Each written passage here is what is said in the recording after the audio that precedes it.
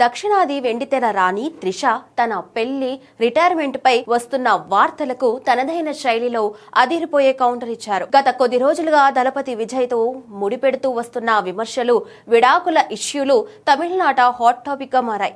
ఈ క్రమంలోనే త్రిష సినిమాలకు గుడ్ బై చెప్తున్నారని, త్వరలోనే పెళ్లి చేసుకోబోతున్నారని జోరుగా ప్రచారం సాగింది. వీటిపై ఇన్స్టాగ్రామ్ లో వ్యంగ్యంగా స్పందించిన ఆమె, నేను ఇప్పటికే రిటైర్మెంట్ ఇచ్చేసి ఒక కోటీశ్వరుణ్ణి పెళ్లి చేసుకున్నాను. మాకు 4 కవల పిల్లలు కూడా ఉన్నారు. నిన్ననే వాళ్ళకి 2 ఏళ్లు నిండాయి. ఇంకేమైనా కల్పితాలు కాదలు కావాలా అంటూ పుకార్లకి గట్టి చిక్ పెట్టారు. తనకు ఎవరితోనూ వాదించే ఓపిక లేదని, ఇప్పుడు తన ప్రశాంతతే ముఖ్యమని త్రిష కుండబద్దలు కొట్టారు.